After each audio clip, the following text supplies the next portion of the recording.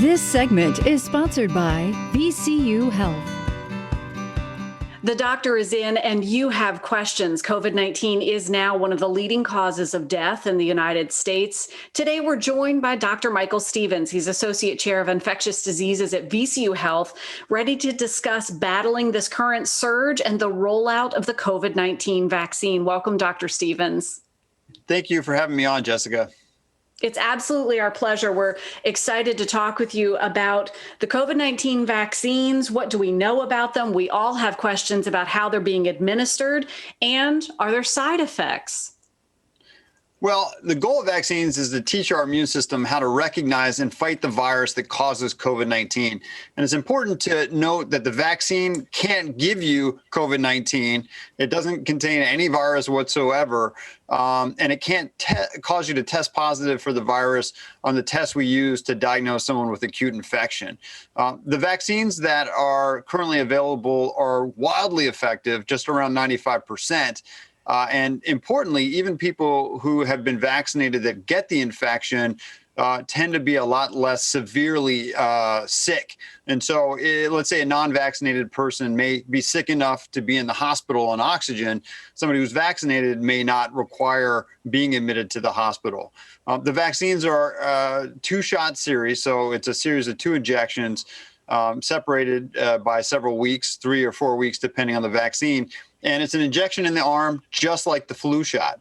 It's important to note that a percentage of folks who are getting the vaccines get mild symptoms, like local soreness where the injection is. Some people are getting some muscle pain, fever, a little bit of headache. That's normal. We see that with a lot of different vaccines. It's actually probably a good indicator that the vaccine is prompting an immune response. And those symptoms usually go away on their own within a day or two. What I can tell you is we have vaccinated probably well over 9,000 healthcare workers here at VCU, given about 12,000 vaccine doses, and the vaccine has been very well tolerated. I myself am a proud vaccine recipient. I'm very excited to have that protection, and I had a little bit of fatigue for a day and it went away. I can tell you, having seen many people with COVID and seeing just how devastating and deadly the disease is, I feel very blessed to have had the opportunity to get the vaccine. So encouraging to know. We have about a minute and a half left. One of the other questions a lot of folks have is, how was this vaccine developed so quickly? So fortunately, when the scientists started looking at the COVID-19 vaccines, they weren't starting from scratch. COVID-19 is a coronavirus, and these have been studied for quite some time. And the technology in the vaccines that are available, mRNA technology, has been studied for decades.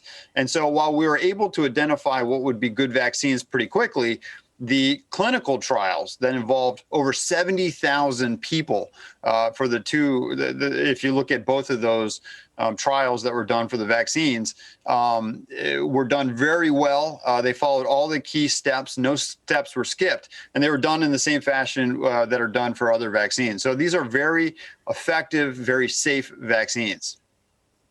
Also great to hear. We all want to know, what can I do until the vaccines are rolled out to the general public? So importantly, we're in the middle of another surge in Virginia, as we are nationally, and we're not even predicted to sort of peak with the surge until mid-February. And so right now is the time to double down on all of the things we know that can save hundreds, if not thousands of lives if we all do them. And what are those? Wearing a mask, watching your distance, staying 6 feet apart from other folks, washing your hands. If you have any symptoms, whatever they are, don't assume they're allergies or anything. Assume that you're infected and quarantine and get tested and stay home as much as possible. We're just about completely out of time, but I want to ask you quickly, what else do you want viewers to know from your medical perspective?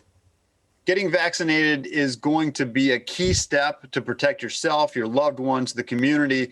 Many people, 70 to 90% of the population, are going to have to get vaccinated if vaccines are going to get us out of what we're seeing now, which is these periodic surges. If we do that, everyone plays their part and gets vaccinated, we will save tens, if not hundreds of thousands of people, their lives. Wow. Wow. Doctor, thank you so much for making time for us. We appreciate it. For more information about VCU Health, you can visit their website, vcuhealth.org.